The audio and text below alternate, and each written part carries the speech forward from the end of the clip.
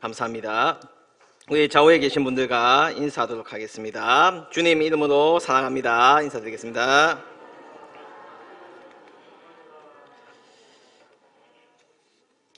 예, 주님 안에서 서로 사랑함이 얼마나 귀한 일인 줄 저희들 주님 안에서 다 깨닫게 됩니다. 오늘은 요한일서 4장 7절에서 12절 말씀으로서 날 사랑하시는 하나님이라는 제목으로 말씀을 나누고자 합니다. 월요일부터 금요일까지 오전 8시 30분에 KBS 1텔레비전에 하는 프로그램이 있습니다. 혹시 무슨 프로그램인지 아십니까?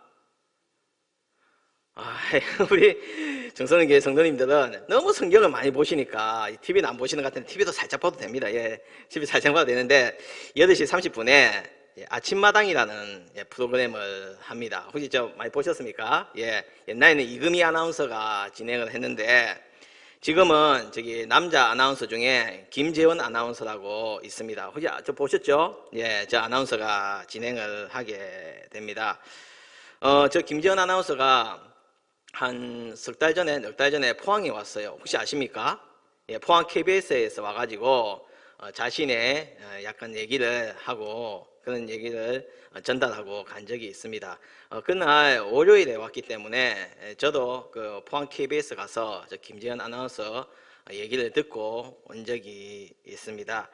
자, 아나운서가 하는 말이 자기들은 이 글을 전달을 하지만 그 글에 정확성과 사실성을 넣어서 말하고 있다 이렇게 말을 했습니다.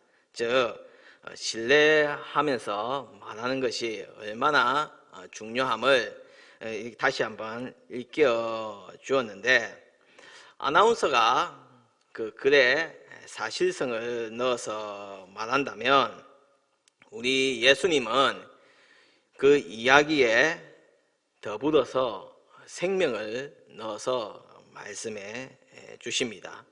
즉 주님이 주시는 이야기가 바로 하나님이 이끄시는 이야기가 되는 것입니다. 이 속에는 모든 희노애락이 다 들어져 있습니다.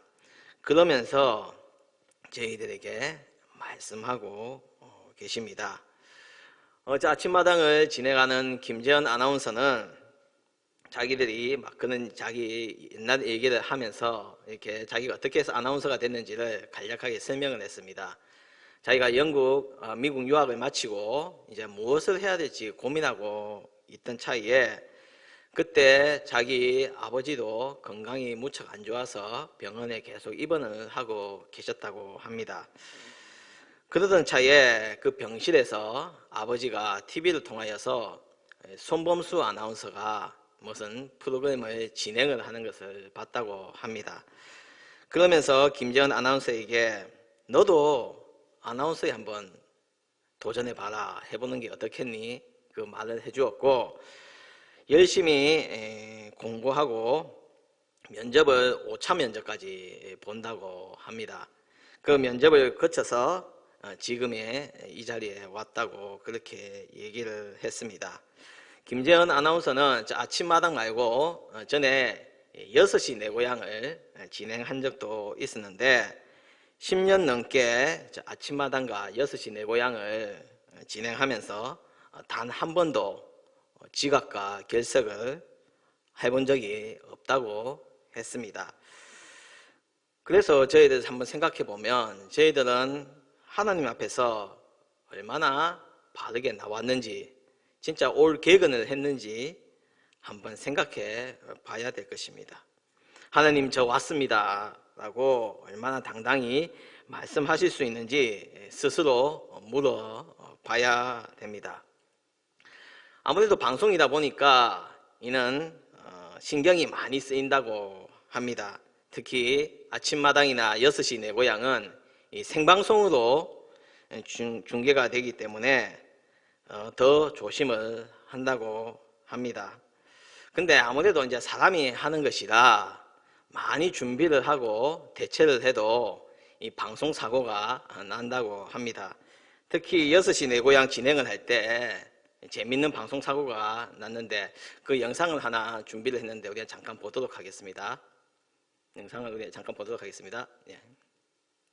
전주였습니다. 네, 잘 봤습니다. 귀촌 3년 만에 저렇게 성공하셨다고 하니까 정말 축하드릴 만한 일이네요. 네. 아주 귀한 버섯의 재배 잘 확인했습니다. 특별히 그 LED 조명까지 이용하셔서 또 버섯 재배, 또 버섯이 좋아하는 환경 만들기 위해서 마을을 떠나서 산속에서 생활하신다고 하니까 좀 존경스럽기까지 하네요. 그러게요. 네. 근데 또 이 아버님께서 귀촌, 귀농 하시기 전에는 건축업에 종사하셨다고 해요. 네. 그래서 그 버섯을 재배하는 시설도 직접 또 설계를 하셨다고 하는데요. 김지연 아나운서 정말 의자가 제2의 지금 인생을 내려가겠습니다. 버섯과 함께 시작하시는 내려가고 거잖아요.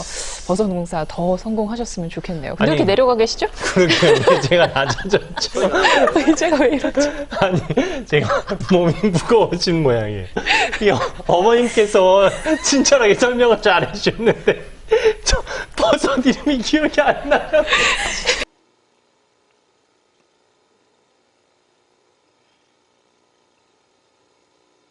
자, 저는 내용입니다. 원래 이제 그래서 여자 아나운서가 잘 진행을 하면서 이제 소리 나나요?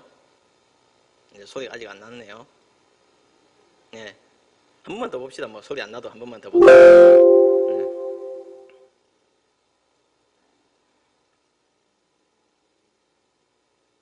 계속해서 내려가죠. 계속해서 내려갑니다. 의자가. 예.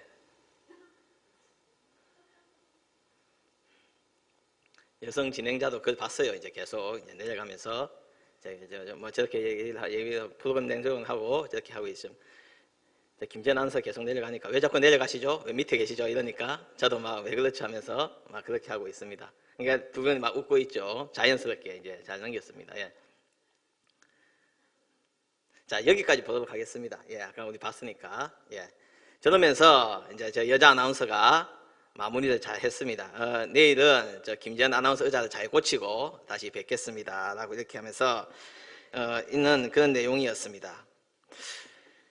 방송은요, 굉장히 저는 사실 큰 사고이죠. 맞죠? 실수입니다. 예. 근데 저렇게 될 줄 알았겠습니까?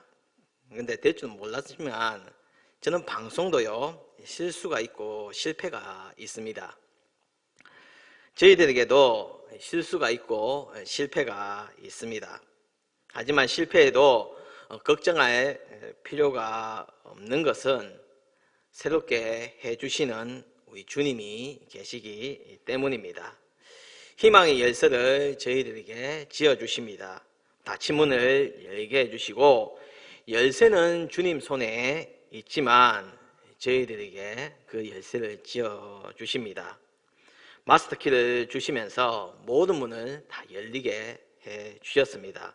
고난의 문, 걱정의 문, 아픔의 문 다 해결의 열쇠가 됩니다.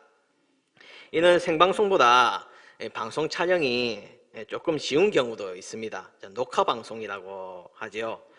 근데 이 녹화 방송은 중간중간에 촬영을 하다가 그 촬영 감독이 끊거나 지도가 있거나 아니면 배우들의 실수로 뭐라고 합니까? NG가 납니다. 노굿이라 해가지고.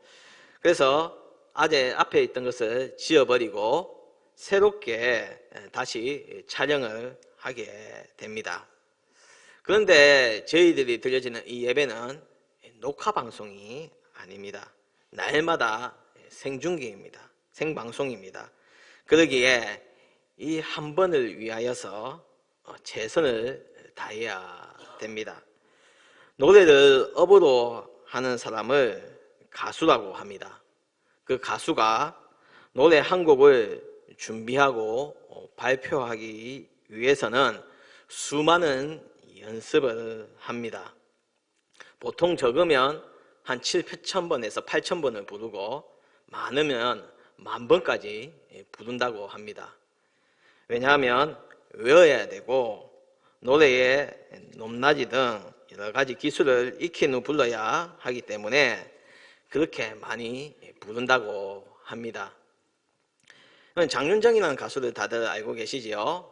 여자 트로트 가수인데 이 어머나라는 노래로 데뷔를 해가지고 트로트로서 가요 1위를 한 그 여성의 노래입니다. 트로트로서는 그 거의 15년 만에, 거의 20년 가까이 만에 1위를 하는 그런 영예를 얻었는데, 이 장윤정 역시 그냥 1위가 된 것은 절대 아니지 않습니까? 그 역시도 가수로 데뷔하기 위하여서 그 어머나 노래를 얼마나 많이 불렀겠습니까? 그 노래가 어떻게 시작합니까? 어머나 어머나 하면서 이러지 마세요 하면서 시작하지 않습니까? 근데 맨 처음 시작하는 그 어머나 세 글자 있죠. 그 장윤정이가 그 어머나 세 글자를 부르기 위하여서 일주일 연습을 했다고 합니다. 단 세 글자를 위하여서. 그래서 아침 8시에 회사로 출근해가지고 저녁 8시에 퇴근할 때까지 12시간을 일주일 동안 어머나를 계속 세 글자만 계속 불렀다고 합니다. 그러면 그 세 글자를 부르기 위해서 일주일을 연습을 했다면 전체 한 곡을 부르기 위해서는 얼마나 많이 연습하고 노력했겠습니까? 이것을 되돌아볼 때 우리 성도 여러분은 이 예배를 위해 얼마나 많이 준비하고 오셨습니까? 기도하면서 기대하면서 하나님께서 주관하시는 그 믿음 가지고 언제부터 이곳에 오셨습니까? 예배에 대한 생각을 다시 한번 해보게 되는데, 이 예배에 대해서도 우리가 혹시 실수에 대해서 한번 생각을 해보게 되었습니다. 구약시대 때에는 예배가 제사였지 않습니까? 1년에 단 한 번 대속죄일에 대제사장이 성막에 들어가서 하나님께 제사를 드립니다. 레위기에 기록된 정결 예시 그대로 한 후에 성막에 들어갑니다. 단 한 번이라도 잘못 드리면 대제사장은 그 자리에서 즉사하였습니다. 그래서 대제사장이 그 제사를 드리러 갈 때는 허리에 끈을 묶고 밖에서, 성막 밖에서 사람들이 줄을 잡고 있습니다. 혹 대제사장이 제사를 드리다가 잘못 드려서 죽어버리면 대제사장을 끄집어내야 되는데 다른 사람이 들어가면 어떻게 됩니까? 죽습니다. 자기도 죽습니다. 그러기에 줄을 당겨서 대제사장을 성막 밖으로 끌어냈습니다. 지금은 어떻습니까? 우리가 찬송가 부를 때 가사 틀려졌다고 죽습니까? 안 죽습니다. 맞죠? 음정이 삑사리가 나고 안 맞아도 안 죽습니다. 예배 드리다가 갑자기 배에 신호가 가지고 화장실에 가도 죽지 않습니다. 실수와 실패를 용서해 주시는 우리 예수님이 계시기 때문입니다. 사랑으로 덮어주시고 오히려 오라고 부르시는 예수님이 계시기 때문입니다. 그렇다고 예배에 소홀히 해도 된다, 그런 뜻이 아니라 예배를 드리되 언제나 준비된 자세로, 예배를 드리되 주님과 하나님을 믿고 집중하면서, 예배를 드리되 성령께서 나를 주관해 주심을 믿고 기억하며 드려야 되는 것이 예배입니다. 그래서 우리의 실수와 실패는 무마가 아니라 용서라는 것을 분명히 아시길 바랍니다. 이것이 예배가 가지는 참된 힘이자 의미입니다. 교회는 정결한 자, 순수한 자, 깨끗한 자가 오는 것이 아니라 세상 사람들보다는 그나마 조금 나은 것일 뿐 50%, 100%의 사람들이 모인 곳이 이 교회입니다. 즉 용서받은 자와 용서받을 자가 함께 있는 곳이 이 교회입니다. 그래서 다름을 인정해야 됩니다. 좋아하는 찬양도 다르고 좋아하는 말씀 구절도 다르고 추구하는 방향과 목적도 다 다르지만 인정해야 함이 예수 그리스도를 믿는 자들에게 있어서 꼭 필요합니다. 왜냐하면 우리 주님께서 이렇게 만들어 놓으셨기 때문입니다. 예를 들어서 이 세상에 있는 모든 것들이 다 똑같다고 생각해 보십시오. 하늘도 하얀색이고 바다도 하얀색이고 나무도 하얀색이고 우리도 다 하얀색이지만 어떻게 살아가겠습니까? 세상의 모든 것들이 다 다르지만 조화를 이루어서 천연색으로 아름다움을 나타내고 있습니다. 그렇기에 다르기 때문에 틀린 것이 아니라 더 이해해 줄 수 있고 더 보듬어 줄 수 있고 더 맞추어 갈 수 있는 것입니다. 그가 무슨 생각을 하는지 생각할 수 있는 마음도 가지게 됩니다. 바로 우리 예수님이 예수 그리스도가 그는 분이셨습니다.